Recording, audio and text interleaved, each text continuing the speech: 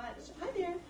I do tend to say I have pretty good job security. It's just unfortunate as to the circumstances that I do, because there's probably never going to be a shortage of scams and identity thieves that are out there, and especially in the way that technology is evolving and growing. They're just going to keep evolving and growing along with that as well. But I'd like to start by just mentioning a bit about the Better Business Bureau. That's who I represent. We're a nonprofit organization. We were founded 104 years ago in 1912, and we were founded on the basis of truth in advertising. So a lot of people have heard of Better Business Bureau, know of BBB, because consumers think to utilize us as a complaint call center. Call us after you've had a problem with a product or a service or a business. And we want individuals to know that we will take those phone calls every single day. We do still. But that you can utilize our free services ahead of time, because then you're less likely to have a complaint to file against a business on the other end of things. For example, we'll take 100 phone calls from 100 individuals in one day saying, my roof is still leaking and the roofer ran off with my money. What can you do to help me track them down, do this, do that? We would much rather have 100 people call us one day and say, hi there, my roof just started leaking. What can you tell me about some of the roofers in my area? Again, you're less likely to have that issue. And when we started as that the advertisement regulator back in 1912, we still do much of what we did back then. We monitor and regulate the advertisements that go out into the public, television commercials and radio spots and print ads, but we have evolved into much more than that naturally within the last 140 years, but more specifically getting into some of the technology that I'll really touch upon when we get into the scams. For the most part, the internet, for example, is an abundant resource, and it's right at our fingertips 24 hours a day, 7 days a week. And in keeping up with the times, Better Business Bureau developed BBB.org, and it is a free precautionary resource tool for everyone, everyday consumers. And on that website, we have 4.5 million businesses, 4.5 million businesses that we have rated and reviewed and have as much information on as possible to put out into the public. And about 400,000 of those 4.5 million are accredited businesses. So if you happen to come in after me and you saw my branded RAV4 and it has BBB logos all over it and it says Start with Trust, that's the BBB Torch of Trust. When you see that associated with a business, to me, I tend to say it serves as kind of like a thumbs up. It means that that business has been deemed as credible and reliable and trustworthy because that business has applied for accreditation status and been approved after they've proven that they can live up to our 8 standards of trust. And truthfully, we hope that every business will adhere to our 8 standards of trust. They're not that outlandish. Advertise honestly, have the proper licenses and certifications, respond to complaints in a timely manner, and actually accredited businesses, if we get into that sort of complaint notion that consumers can call us if you've had an issue. If you have an issue against an accredited business, they are required to adhere to complaints within 30 days. So it's extra incentive for them to continue to comply to best business practices and respond to consumers and have an open dialogue and things of that nature. So you can certainly, for example, very easily find, let's say, that roofer on our website, bbb.org. You type in roofer or roofing in your zip code and a number of businesses will pop up. Some will be accredited and some won't. Again, there's 4.5 million total, but 400,000 accredited. But you'll know right away which ones are which. And we would never say choose this business over this business. All we want to do is put as much information out there as possible and then let consumers make their educated decision and know that if there is an issue, you can contact us and we will serve as that middleman for you against any type of business, whether they're accredited or not. We just can't guarantee that non-accredited businesses will respond at all, let alone within those first 30 days that accredited businesses are required to. But beyond the 4.5 million businesses that we rate and review, and we have right on our website, we have information on charity organizations as well. We have something called the Wise Giving Alliance, and that has information on what sorts of questions to ask if you're thinking of donating, links to external, further credible sites, because just as we should be researching businesses before we sign contracts or choose to work with them, we should really be researching charity organizations as well.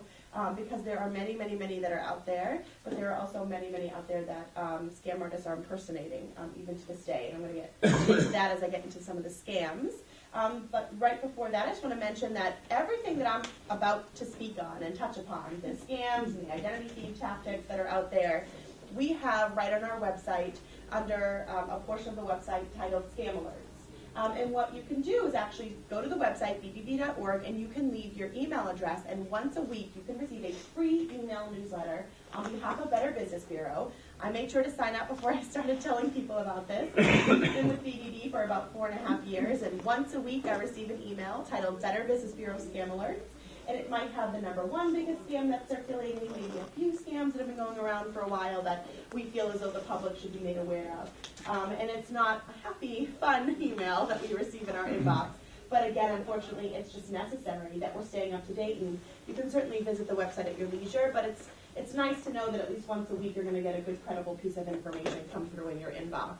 And we don't even ask you for your name or your phone number, nothing like that, just your email address, and we don't sell and distribute your personal information, like some organizations or businesses might. Actually, before I even go any further, are there any questions on the Better Business Bureau? Anything I mentioned or didn't mention that you were hoping I would or curious about?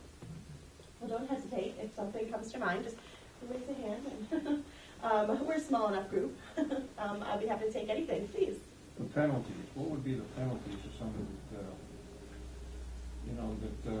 is on the Better Business Bureau website or company, business, whatever, and somebody files a couple of complaints against them? What's the penalty? Sure, great question. So any business that has a complaint filed against them, that complaint gets displayed on that business's business review. We call them business reviews, and it stays there for 3 years. It can affect the letter grade that they have, because we not only have accredited businesses and non-accredited businesses, but every business is graded on a letter grade A through F. So it not only would affect their letter grade, but it stays there for 3 years. What's really interesting to me, and I think it's important that we are able to see the types of issues that other consumers have had against particular businesses. But what's even more interesting for me is that not only can we see the complaint that's been filed, but we get to see the response that the representative from the business has given, and the entire dialogue that goes on back and forth between the consumer and the business until it's resolved or not resolved or whatever it might be. And it's really interesting because we want to know, again, about those experiences, but it's even more important, I think, than to see what the issue is, to see how the business has handled it, if they've handled it at all, and if they've done it in a professional manner or not so professional manner. And so it's important that it's there. Any other questions? I'm happy to take any at the end as well. But I think we should jump into these scams because there are so many of them. And I'd like to start with the phone scams, and I tend to start with the phone scams because I think that they're the most annoying out of any of them, because who wants to hear their phone ring and then have it not be someone that we're excited to speak to on the other end? And the thing that's tricky about these phone scams is that we've been receiving phone calls for years and years, but I tend to call the scams, or the calls that have been coming in over the past few years or so, big red flag waving scams, and they're not working in that manner anymore. The scam artists have changed up their tactics, and I use this term loosely, it's pretty smart what they have done. So rather than receive a phone call that says you've won $20,000, or you owe $20,000, or you won a free cruise, or you have a Nigerian prince cousin with rubies and ruples in your name, do this, that, and the other to claim it, and we still do receive those phone calls, but not as often. What's happening now is that the scam artists are now calling, and they are impersonating legitimate businesses and organizations. So they're now calling and they're impersonating our banks and our credit card companies and our phone providers. The IRS scam is one of the biggest scams, or the biggest scam of 2015, and I have a feeling it's going to continue to soar in 2016. And if anyone here has received that phone call, you receive a phone call from someone claiming to be from the IRS. I tend to say that this one's sort of on the line between a big red flag waving scam and something that sounds pretty realistic, because you get a little nervous because it's a legitimate business that the scam artist is, or a legitimate organization that the scam artist is impersonating. But if we take a step back and we realize the IRS is never going to call us, then the big red flags go waving. But initially, when you answer the phone and they say, you've misfiled your taxes, or this happened and you forgot to check off this box or that box, It makes you nervous at the beginning because it's the IRS, and who wants to receive a phone call from the IRS saying that we have done something wrong and have to rectify some sort of situation. But that is an example. You know, they're impersonating these legitimate businesses to catch us off guard, or I don't even want to say that, not even to catch us off guard, but to make us feel immediately as though we are speaking to someone that we're supposed to be speaking to. That whoever it is on the other line is who they say they are, because they're calling and representing a legitimate organization or business that we typically would do business with.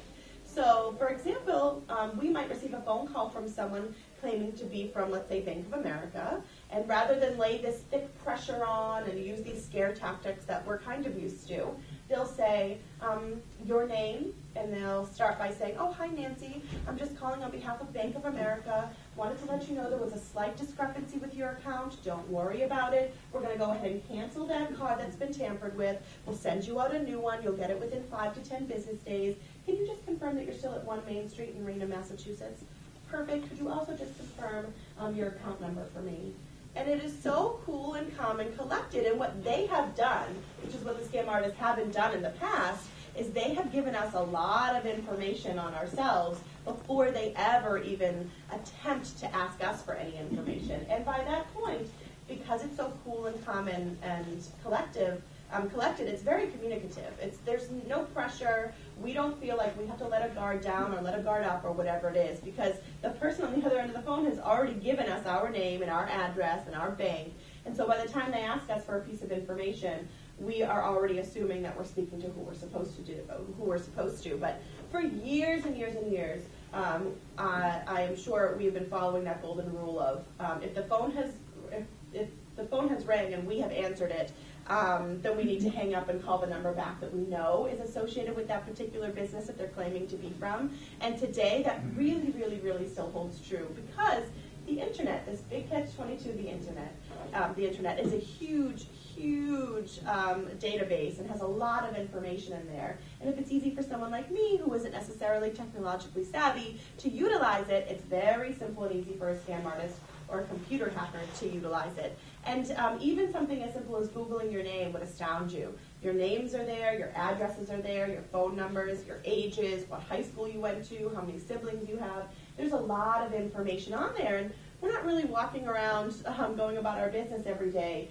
thinking about that. So then when the phone calls are coming in and people are reading off information, more likely than not, that's where they're getting it from. They're getting it from the internet, and it's like a puzzle, and whatever pieces of information they can find, they're going to use it to make us feel comfortable. And the truth is, you can never be, or we can never be 100% sure that the person on the other end of the line is who they say they are.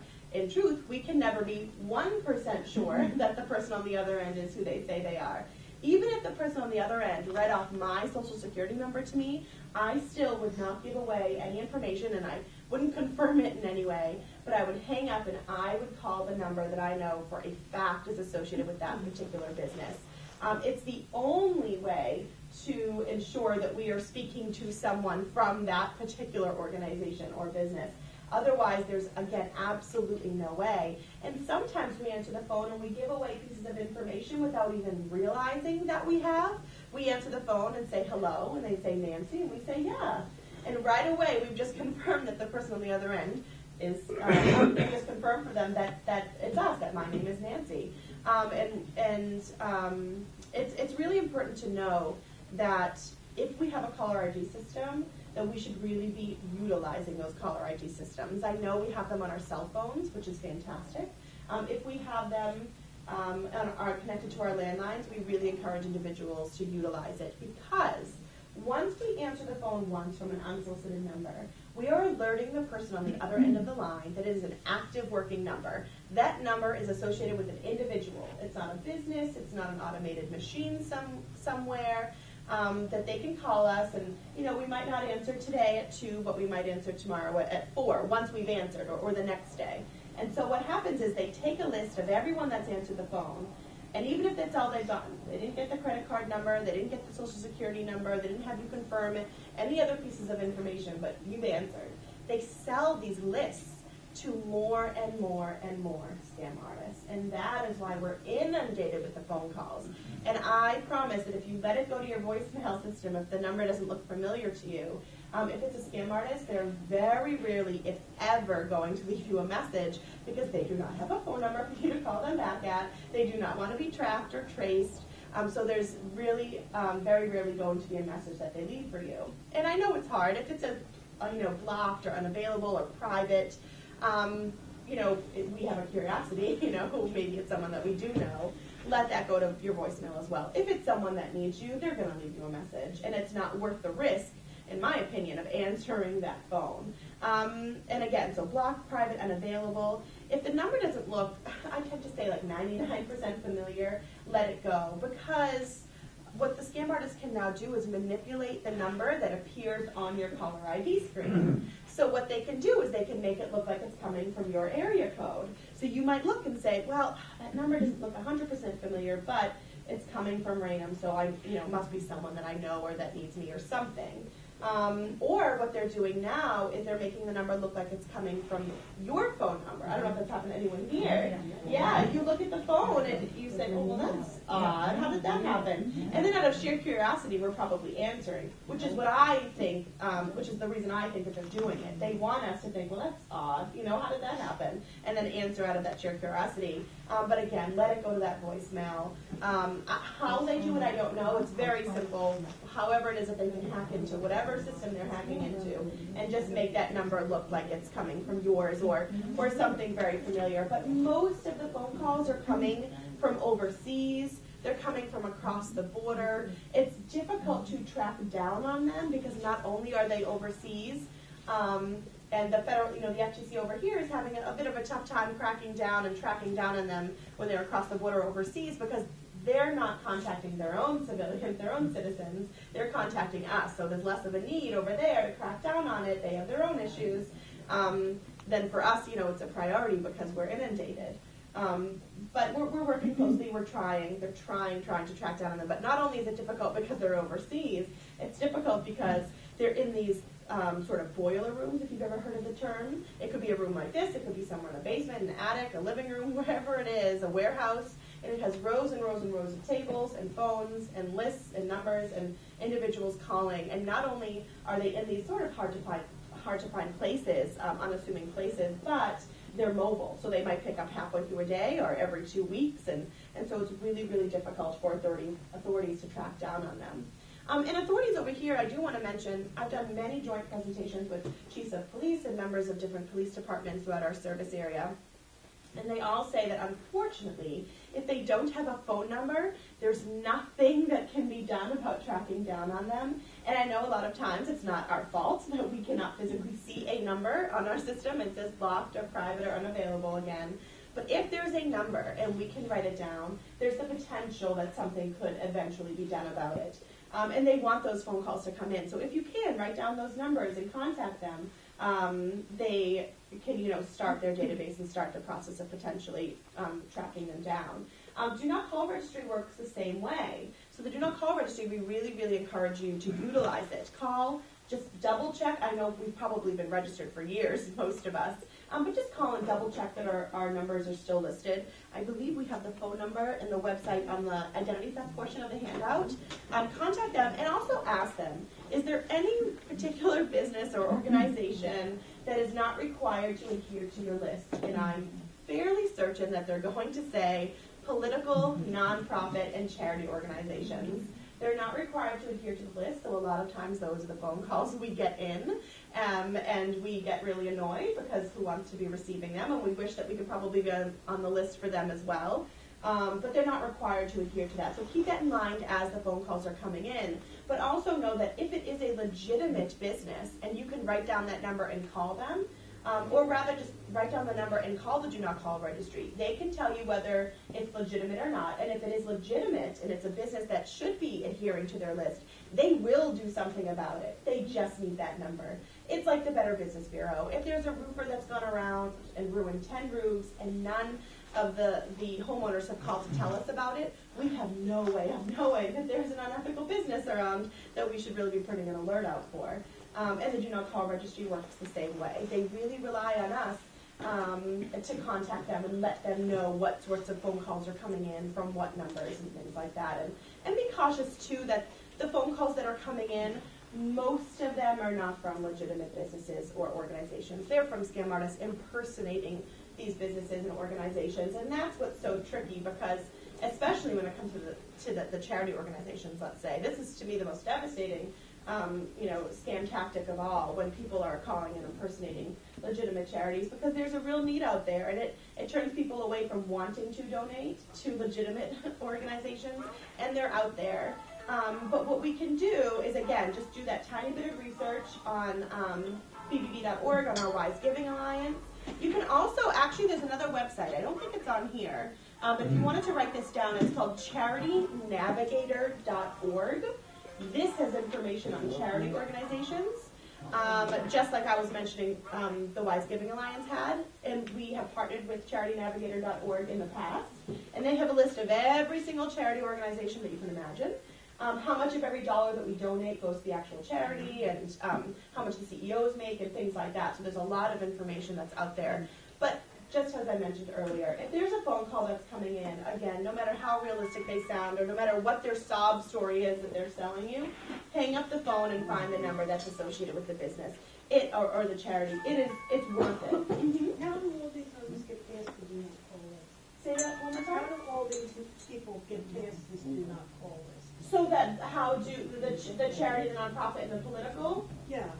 For some reason, they just the do not call registry or some authority just decided that because they were who they were, maybe because they're a nonprofit or because it's a charity organization, that they I don't know, they didn't have to adhere to their list or something. I would venture to say, and I certainly I can't take this as a truth, but if enough people were contacting the Do Not Call registry and telling them that they felt that maybe more organizations should have to adhere to their list, eventually I think they would probably have to do something about it, or at least their ears would perk up and they would start to maybe make some changes. But a lot of times we just, it's this thing, it's this age-old thing where we think, oh, I'm just one person, what am I going to do, or what difference am I going to make if I call? But it makes a difference. It just we need to just make sure that we're utilizing our prerogative to do that, to contact them. Or the police department as well. They really want individuals to call them in a precautionary manner. If there's, a funny-looking car driving around, they would much rather have people call them and say, there's an odd-looking car driving around my neighborhood lately, than have 100 people call them one day and say, my basement was broken into, or my car was broken into. Believe it or not, they want those phone calls, and a lot of times we don't think to make those phone calls because we think, oh, well, what if it's not something this time and it's something serious the next? Will they take us as serious? But they will, I promise. We really, really, really want to be precautionary in what we're doing. And to touch upon also the types of scams that I was just mentioning, those realistic scams, the tactics that the scam artists are using, and the identity thieves, that translates over to our email as well. Not only are the phone calls sounding familiar, but the emails are looking familiar. And I would venture to say that the email scams are, I think, more dangerous than the phone scams. And it's because a lot of times we might get off the phone and we might remember or realize that we've given away some information that maybe we shouldn't have. Whereas with the computer, we may have clicked on something and we have no way of knowing if it was legitimate or if it was connected to some sort of virus. And that's what's so scary about the internet scams and the email scams. But in particular, these email scams, they're called email phishing scams, phishing, and they're emails, again, that look official. And they look like they're coming from, I want to say, Verizon, Comcast, UPS, FedEx, Better Business Bureau, Bank of America, and it has the header and the logo and the format, and it looks like an email that you may have typically received from that particular business or organization. And it isn't necessarily the email itself, the body of the email, but what is dangerous is that there's typically a link embedded within the email. So the email might say, Dear Valued Customer, or Dear Comcast Member, or something like that. We have changed our policies for next year. We've changed our pricing policy. Click on this link to see how you'll be affected. And what happens is it's the link that's associated with the virus. And it's not just the link in the emails. This could happen with pop-ups if you're ever connected to the internet and you notice these little boxes come blinking and popping up, or you know, a website that you're not too familiar with, or you don't know if it's legitimate, it's very, very dangerous, because the moment we click on these links, excuse me, whether we have antivirus software, anti-identity theft software, a strong firewall on our computers, which we should all make sure that we do have, whether we have that or not, once we click on these links or these pop-ups, it is like we are opening the doors to these scam artists and saying, come in and take whatever it is you want. And it happens just like that. Within a half of a second, every piece of information we have on our computer is sucked out and sent over to the hacker's computer. And it's dangerous because, I mean, literally, there are no red flags that go waving. Not that our computer doesn't flash and say you clicked on something you should have. Typically, our computer goes about its business acting as normal. If it's a particularly strong virus, it could actually really affect our computer, and it can go black and it can crash. And then that's it. Your computer goes kaput, and that's it for the computer. I almost say that you almost would prefer for that to happen, because then you know that you probably clicked on something that you shouldn't have. But I had a gentleman tell me years ago that he had a pop-up come up on his computer screen, and it looked like it was from Windows or Microsoft. So it had that logo with the colors and the format, and it said, we've detected a virus. Click on this link, and we'll scan your computer for you. And he clicked on the link, and nothing happened to his computer, but within 2 hours, he received a phone call from his credit card company asking him if he made a $20,000 purchase over in California. And he got lucky, and I use that term loosely, but he did, because this scam artist got a hold of his information, and they tried to do something outlandish with it, fairly right away, fairly soon and quickly. So credit card companies and banks are now really closely monitoring our accounts. So when they saw, well, this individual lives in Rhode Island, and they tried to make a $20,000 purchase over in California, that's unusual to their spending pattern. It's 3,000 miles away. What are the chances that this is legitimate? So what they did was call, and they did. They called him and said, did you make this purchase? So he was able to say, no, I did not. And because it was the credit card company, they were able to cancel the transaction altogether. Which had it been the debit card and he had that much money in his account, if he was lucky enough to have it, it would have been immediately extracted. When something is tampered with, or when your debit card is tampered with over your credit card company, it doesn't mean that you won't get the money back.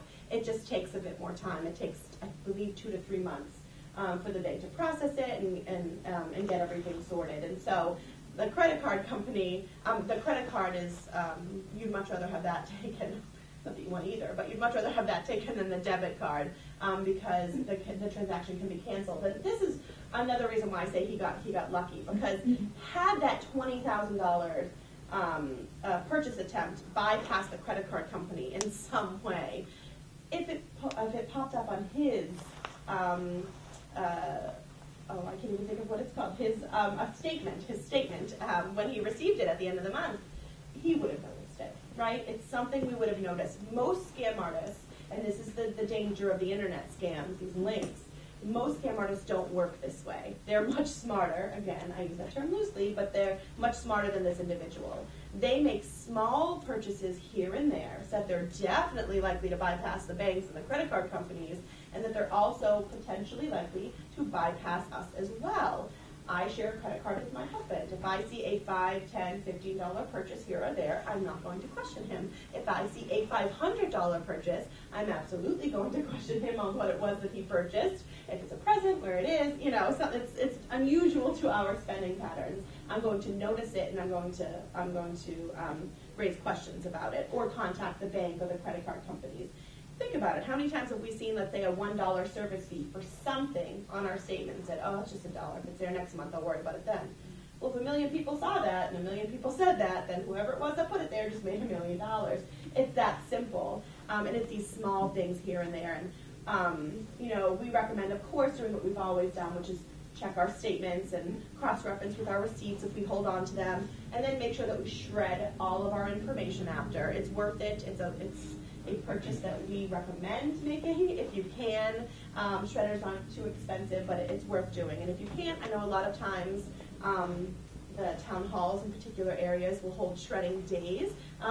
Maybe the senior center has done it before in the past, but you can bring all of your stuff and electronics as well, and they will shred it for you. And then there are some particular stores. My husband and I had, I think, 16 pounds of old paper, and I think it cost us $4.25 to shred somewhere, but, you know, while we were moving and cleaning, and I'm going to pay the $4 to shred 16 pounds of paper that has my social security number, my bank account number on it for sure. It's worth it. It's those little things that we can do to protect ourselves.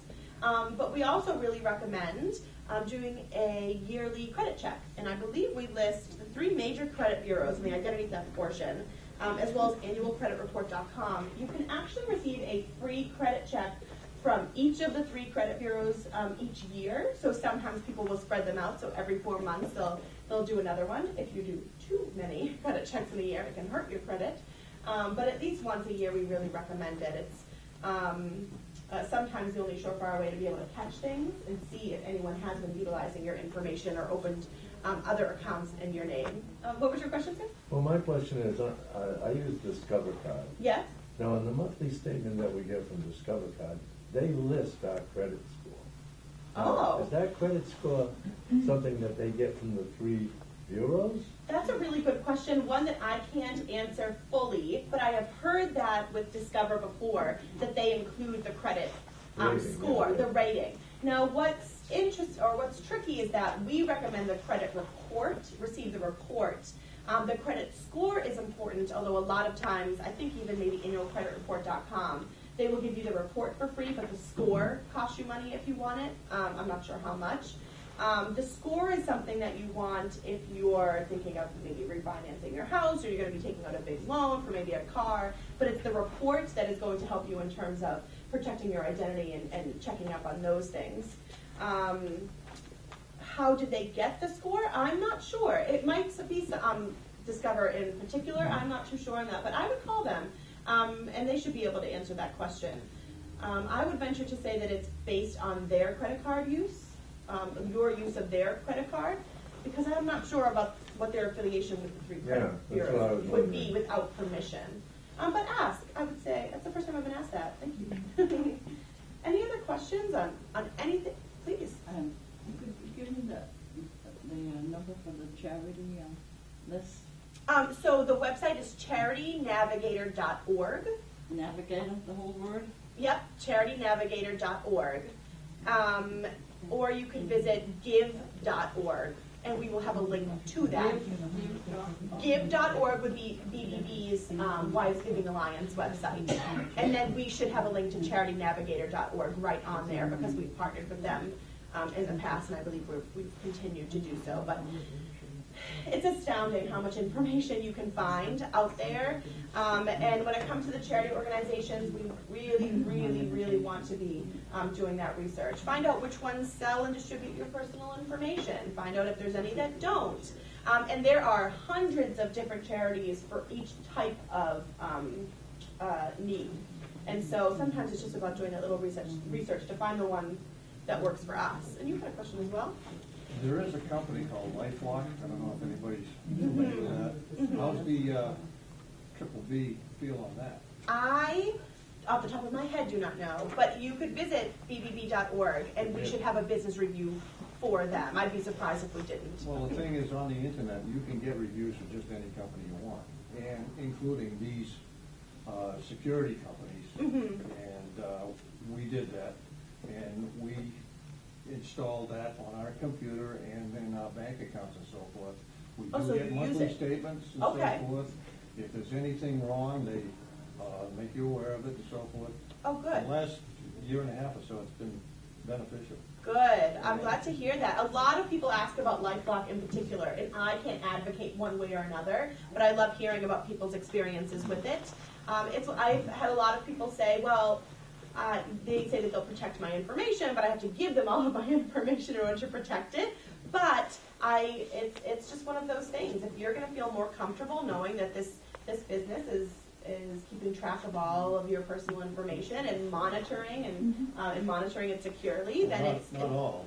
All it does is monitor if anybody opens an account. If they open your account, okay. So far as credit cards and the plastic, they don't monitor that. It's up to the individual, whoever issued the card. Oh, interesting. Okay. Yeah, and if somebody opens it up or uses your information to open up another account, they will see it, and you found it to be beneficial. That's great. I would actually recommend, not only can we file complaints through the Better Business Bureau on bbb.org, but we can actually now also write positive, neutral, or negative reviews or experiences that we've had. So that might be something worthwhile for you to go and do, at least for the person behind you. Well, it opens up the door, though. I mean, there's a lot of hackers out there that's going to take advantage of that naturally. And try to obtain information and use them as some kind of a crutch. Via LifeLock, you mean? Sure. Yeah, it's one of those things. It's like online banking, you know.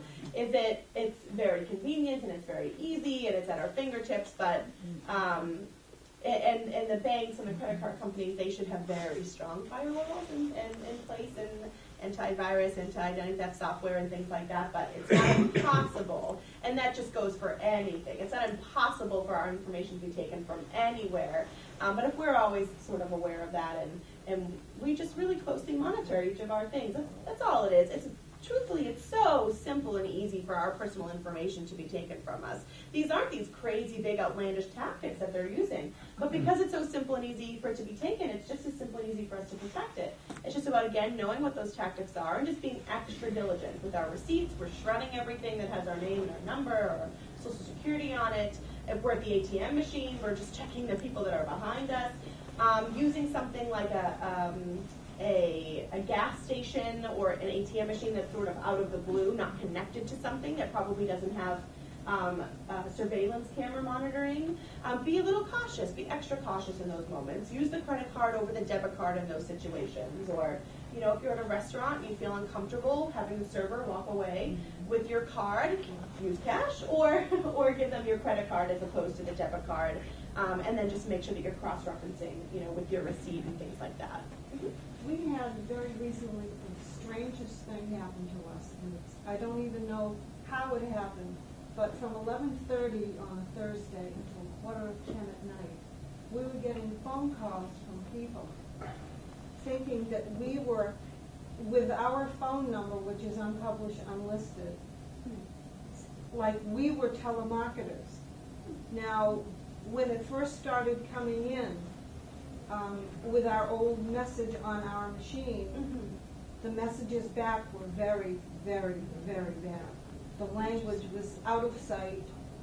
My husband called Comcast, who we have our phone service through. They couldn't help us. He called the FCC and found out that our phone number was called telemarketing spoofing. Telemarketers were calling people, and our number was registering on their caller ID. Just that unlucky So the phone number. calls that first came in were wicked bad. I Yeah. mean, the language, like I said, it was out of sight. Yeah. So he got on and he changed our message stating, I am also a victim. We have been telemarketed spoofed. We have called the FCC and we suggest you do also. Yeah. So from that point forward, I had to shut off the ringers on all my phones because the phone never stopped ringing. Yeah. And once he changed the message, they would listen to the message and they would hang up. But from 11:30 in the morning until 9:45 that night. That's unbelievable. So needless to say, we had Yeah. to call and change our phone number, which wasn't supposed to be in effect for 48 hours, but it was indeed in effect the next day. Yeah. But we had to change our phone number. Yeah. It was like unbelievable. That just It sounds was like one like of a those. nightmare. Because you always wonder when they're Yeah. you know, placing those numbers on the caller ID system, they're Yeah. just picking it off, you know, Well, they random. thought we were out of calling the them. blue. It was Yeah. horrible. Oh, that's a nightmare. But the FCC helped. Yeah. Well, they told them, they didn't explain where it came from or how it Right. Yeah, I don't happened, think they can do but that, they but- told them that it was called telemarketing spoofing. Okay, so the other thing that we can do is contact the Attorney General's office if you have questions or concerns about anything Yeah. similar to the We state did church. also call the police department Yeah. in case some of these people, I don't know what telemarketing was sending out to them, Yeah, and who what they were knows? saying. Yeah. So in case there was retribution on our phone number, Right. they said we need to make sure that the police department knows that this happened to us, Yeah. just in case someone did something against us. And they were helpful? Oh, sure. Yeah. Yeah, oh good, yeah, Police Department, Attorney General's Office, Federal Trade Commission, the FTC, the Office of Consumer Affairs. It was horrible. Yeah, contact you know, it's up to us to do it, and the more persistence that we have, the better chance we have of rectifying whatever situation we think that we found ourselves in. And if you think that your credit card information has been tampered with or something like of that nature, contact the bank and the credit card company immediately. And I believe if you contact one of the 3 credit bureaus, they then go and alert the other 2. But it's just about taking those steps immediately. I had someone at a presentation tell me a story about a phone call, and she gave some information away, and I said, did you go to the bank yet? And she said, no. And I said, when did this happen? She said, 2 weeks. And I said, I've never done this. I said, I think you should leave and go to the bank right now and go and let them know. And it's so important to, if it's already been given away and it could potentially have been tampered with, you know, try to rectify the situation as quickly as possible. That's the thing. And sometimes we don't want to believe that we may have given away some information that we shouldn't have. But in this case, when you were, you know, a blind victim to this, you know, that could have happened to anybody. Unfortunately, it happened to be you. I had never heard of such a thing. Yeah, that's the first story somebody has mentioned, that their number had been used by I mean, these a people scam thought artist. we were calling them. Yeah. It's like, and they were And it can calling get us back, and scary let me too, tell you, because who knows? Yeah, They who weren't knows? happy. Yeah, and it's, you know what it's like when you receive them, so Yeah. you can imagine how unhappy they would be, you know, at the same time. But hopefully that has stopped. Please. I get about 3 to 6, I have, you know, caller ID. I get about 3 to 6 calls every day on different numbers that I don't know. I never answer them. Good. But When your it's answer machine incredible. picks up, do they leave messages? I don't have an answer machine. Oh, They good never for leave, you. well, I do have, you know, the Verizon, but they never leave a message, Yeah. so I don't worry about it. Yeah, they don't But have a number to it's call you 3 to 6 back. calls a day. And- And they'll start early, they'll end, sometimes even at 9:30 at night. Yeah. calls, and then, oh. And actually, I should have mentioned this. If you're answering the phone, if you have no choice, you know, or you're just out of sheer curiosity, you want to know who it is on the other end, what we can say to the person on the other end is, you know what, is there a phone number I can give you a call back at? Just in that off chance, I know sometimes we get nervous, what if it really is, you know, Medicare, what if it really is the hospital, the bank, or whatever it is. We don't want them to think I'm a difficult client or something like that and, you know, tell them off and hang up on them or something. But if we say, you know what, is there a number I can give you a call back at? If they're legitimate, they're going to have a number for you. And they're going to be okay with you hanging up and calling them back at your leisure. The scam artists, they're going to hang up on you at that point before you ever have the chance to hang up on them. And in that off chance that it is a scam artist and they stay on the line, then they lay that pressure on. Oh, no, you have to take care of this now. You're going to lose this deal. You're going to lose this much money or this, that, and the other. And then those scare tactics become pushed to the forefront and the red flags go waving in that sense. But something as simple. Your number I can give you a call back at, it can do a workable difference. Now, on my phone, the last couple of months, they called me and there's my name on it. Mm-hmm. Okay, now the problem is, my son's got the same name. Mm-hmm. So a couple of times I picked it up. But, You think it's him? yeah, but what can I do about it? Yeah, I mean, if it says your name and number. Exactly my name. It hasn't been him when you've answered? Well, I answered, yeah, and it's not, it's me. Oh, it's a, yeah, I would just let it go to voicemail. If it is your Oh, I son, do. yeah, he'll leave you a message. I do now, but I mean, Yeah, there's unfortunately no way, like I mentioned, there's no way to stop the phone calls from coming in. We could potentially prohibit more and more from coming in if we let it go to that voicemail system. It means something to those, you know, to the people on the other end if we answer, because they make a lot of money off of it too. and one of the things that works, I give them a couple of numbers. So when they call, I say, call my number. Then my machine will tell you, I'm not here, but call this other number. And before you know it, they hang up because they don't want to deal with nobody. Yeah, right, yeah. Oh, that's interesting. I didn't say that before. You like your phone? Yeah, a while back I was called to say that someone had tampered with my credit card and they used it in Tennessee. And when you're saying, evidently they didn't ask me, well, they were legitimate. But I'm thinking now, did they ask me for the credit card number or did they must have given me the credit card number? Yeah, it's If they're legitimate, I think they said on this particular credit card, did you make a purchase in Tennessee or something to that They effect? could, if they are savvy to the fact that we are becoming wary of the phone calls that are coming in and they want to help us rectify the situation as quickly as possible, they may be reading off the last 4 numbers. But I had that happen to me. I let it go to voicemail because I didn't recognize the number, and they said it was my bank. And then they left me a number, but I didn't call that number. I called the number on the back of the card. And just peace of mind is everything. So I knew it took me an extra few moments to get that information, and then I made that phone call. But they will call you in that time and ask. But you. this was legitimate, that's what I'm saying, this really did happen. Yeah, it can. But- It can. But, so, and they rectified it right away. Mhm. I was very happy that they picked it up within hours of it being used. Yeah.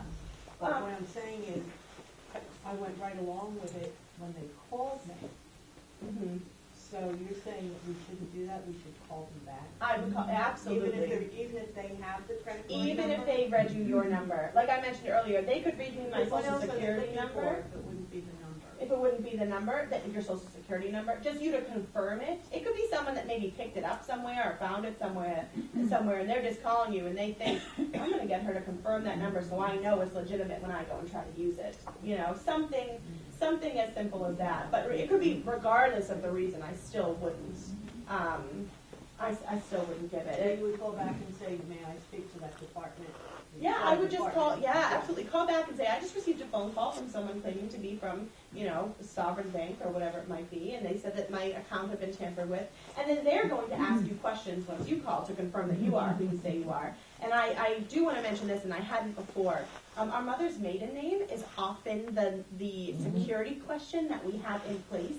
If it's possible to change that to something a little bit more obscure, we recommend doing it. If the bank or the credit card company or whatever businesses have that as a security question, because that information is easily found on the internet. And so that is like another piece of the puzzle if someone can find that information. And let's say somebody goes through your mailbox and they take out your bank statement. They have your account number and your name and your address on that one piece of paper. And they can call your bank and they can say, oh, I'm Nancy Smith. My address is 1 Main Street in Raynham, Massachusetts. My account number is this. And they might say, oh, okay, just one more, quick question. What's your mother's maiden name? Your security question. And if they went to the internet, they could find it. And then they have every piece of information to go in and maybe open up more accounts in their name. And so if you can change that, change that. I'm not sure which banks will allow you to do it or which companies will allow you to do it, but if they do, it's worth it. And then, they also mention try to have a different password for every one of your accounts, and if you can remember them all, then I would recommend it. I have one I can never remember. I change every time I go into it on the computer. But just keep that information safe and secure, and try to use it as obscure a security question and answer as possible. And the So other, not to use a maiden name? yeah, I wouldn't use a maiden Well, I name don't if have it's one, possible. That's perfect. No, it would be your mother's maiden name. Any Oh. type of maiden name, or the last 4 digits of your social, or anything that could, your address, anything like that, your age, anything that someone could guess, and it could be just about anything, I guess. Try to So you lie about your mother's maiden name? should you lie about it? If they ask that as a No. security question? Yeah. If you can remember it, change it to. I don't know. I would just have them ask you a different question.